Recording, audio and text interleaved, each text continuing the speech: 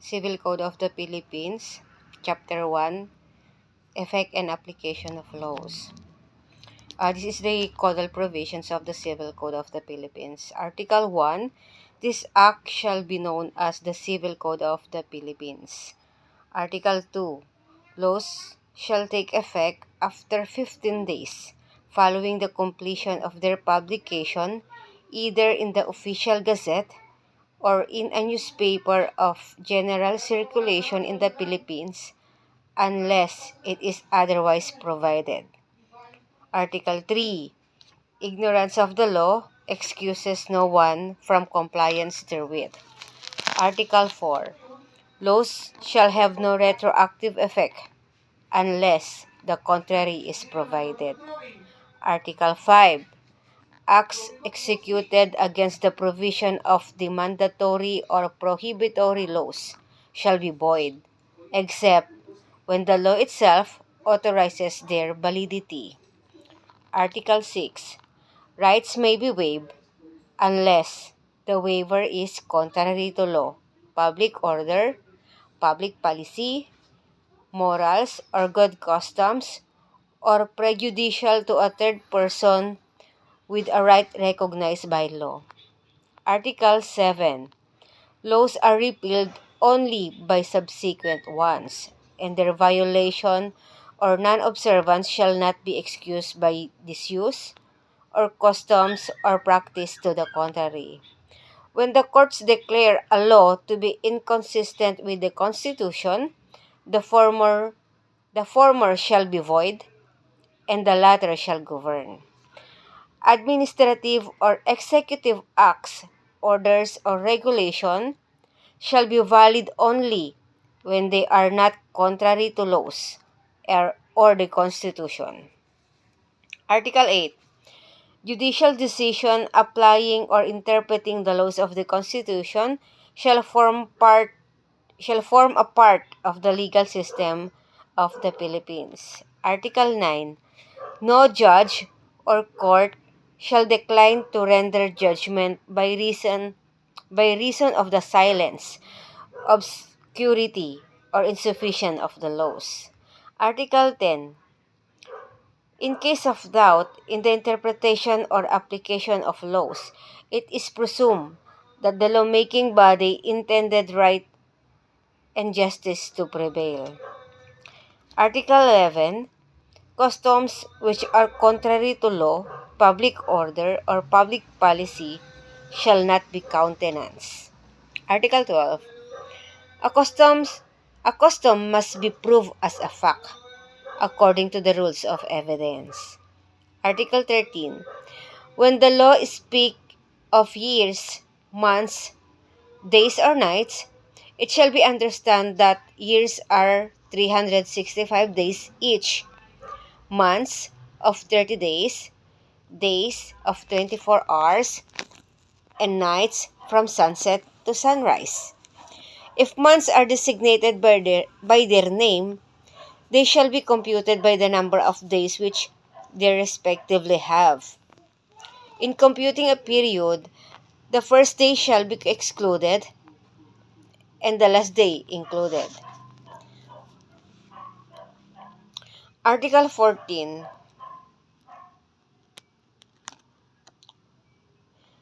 Penal laws are those of public security and safety. And safety shall be obligatory upon all who live or sojourn in the Philippine territory, subject to the principles of the public international law or to treaty stipulation. Article 15. Laws relating to family rights and duties or to the status, condition, and legal capacity of persons are binding upon citizens of the Philippines, even though living abroad. Article 16. Real property as well as personal property is subject to the law of the country where it is situated. However, intestate or testamentary successions, both with respect to the order of succession and to the amount of successional rights and to the intrinsic validity of testamentary provisions, shall be regulated by the national law of the person whose succession is under consideration. Whatever may be the nature of the property, and regardless of the country wherein said property may be found. Article 17.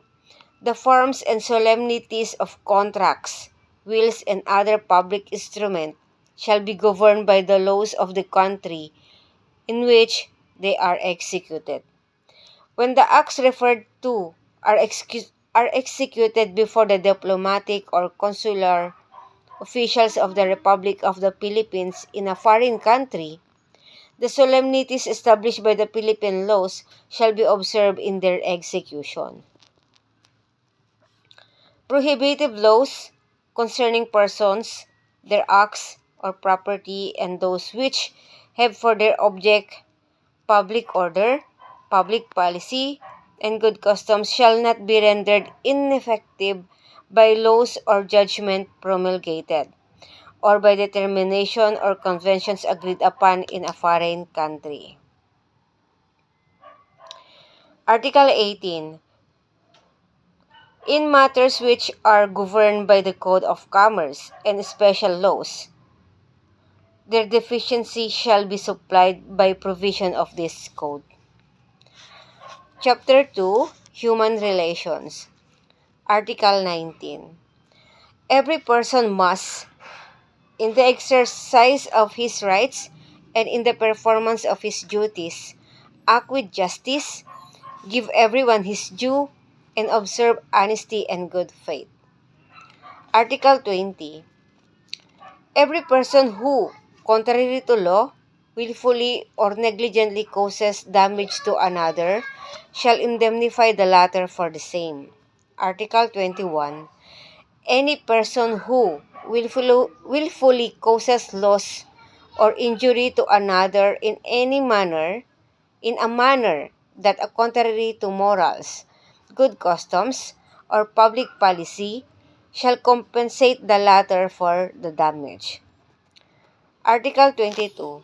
Every person who through an act of performance by another, or any other means, acquires or comes into possession of something at the expense of the latter, without just or legal ground, shall return the same to him.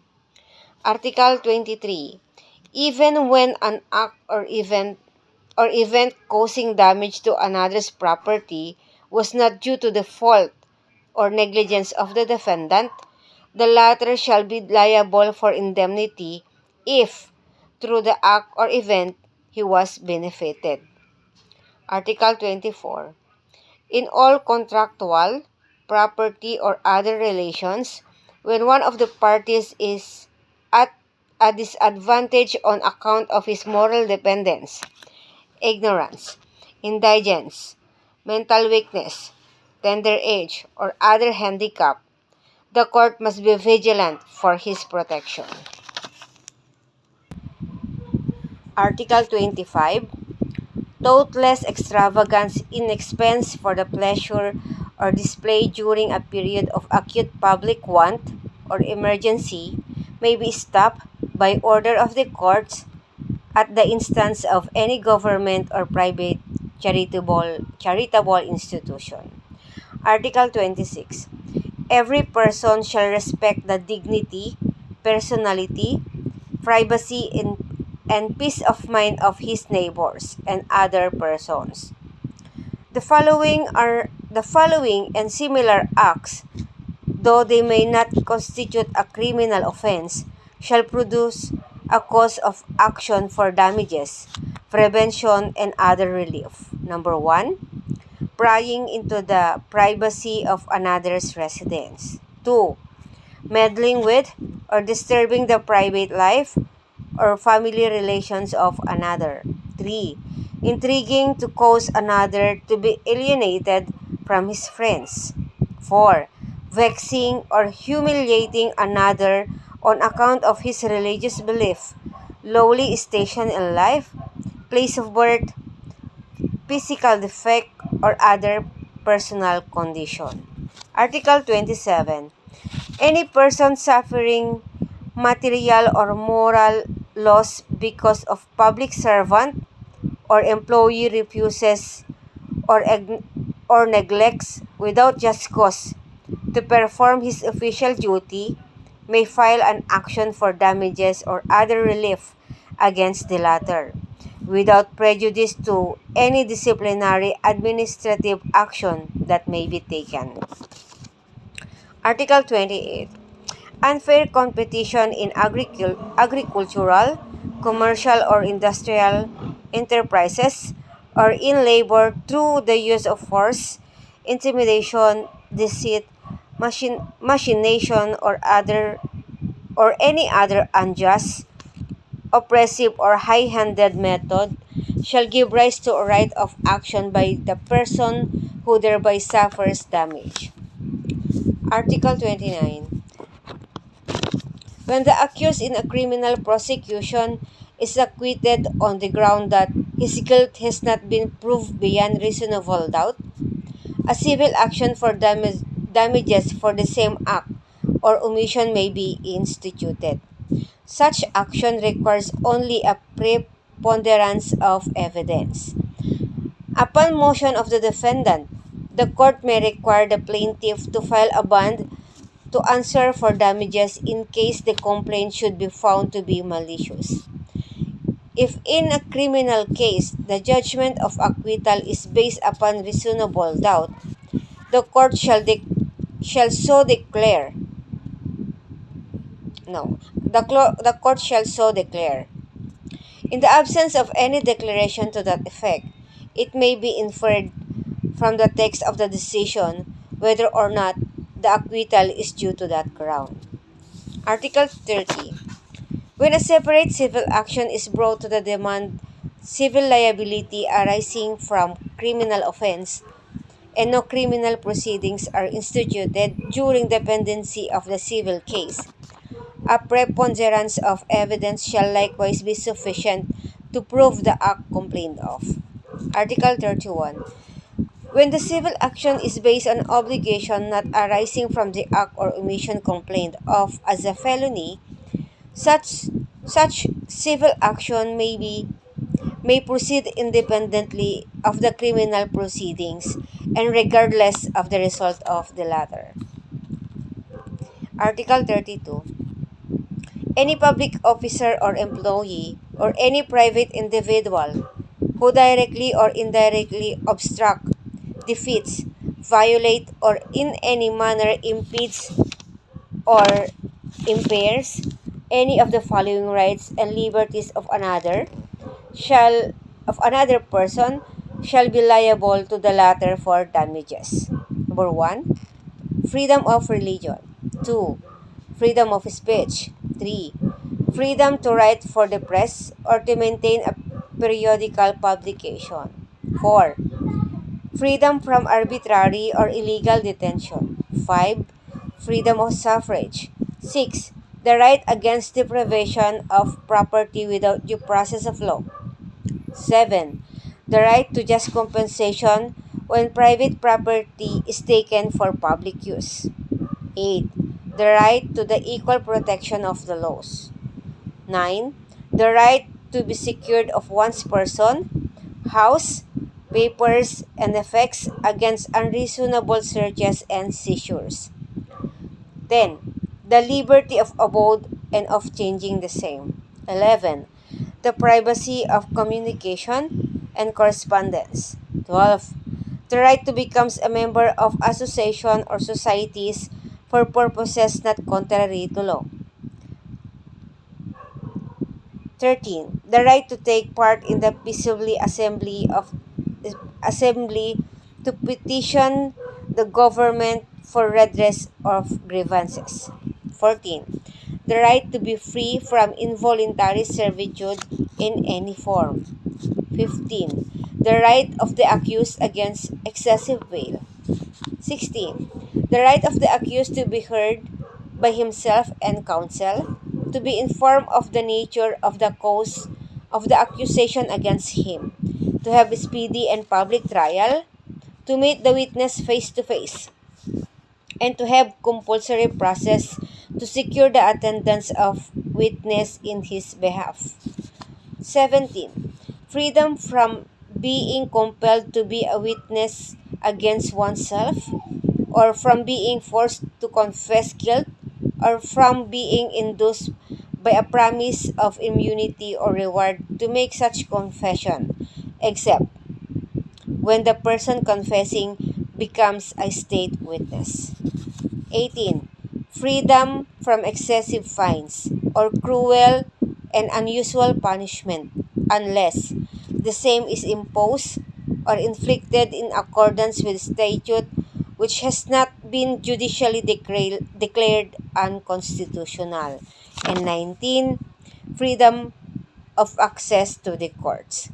In any of these cases referred to in this article, whether or not the defendant's act or omission constitute a criminal offense, the aggrieved party has the right to commence an entirely separate and distinct civil action for damages and for other relief.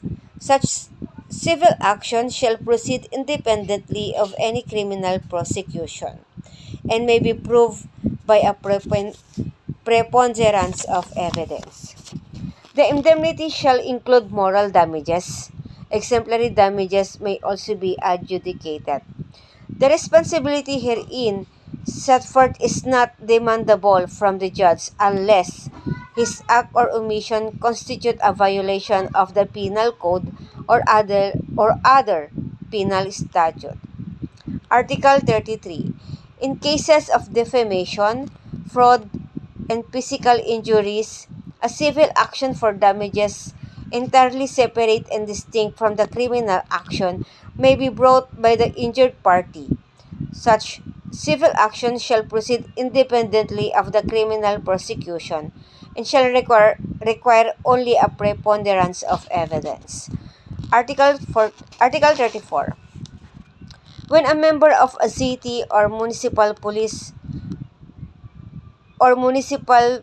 force refuses or fails to render aid or protection to any person in case of danger to life or property, such peace officer shall be primarily liable for damages, and the city or municipality shall be subsidiarily responsible thereof. The civil action herein recognized shall be independent of any criminal proceedings, and a preponderance of evidence shall suffice to support such action. Article 35. When a person claiming to be injured by a criminal offense charges another with the same, for which no independent civil action is granted in this code or any special law, but the justice of the peace finds no reasonable grounds to believe that the crime has been committed, or the prosecuting attorney refuses or fails to institute criminal proceedings, the complainant may bring a civil action for damages against the alleged offender. Such civil action may be supported by a preponderance of evidence. Upon the defendant motion, the court may require the plaintiff to file a bond to indemnify the defendant in case the complaint should be found to be malicious. If during the pendency of the civil action, an information should be presented by the prosecuting attorney, the civil action shall be suspended until the termination of the criminal proceedings. Article 36. Prejudicial questions which must be decided before any criminal prosecution may be instituted and may proceed shall be governed by rules of court which the Supreme Court shall promulgate and which shall not be in conflict with the provisions of this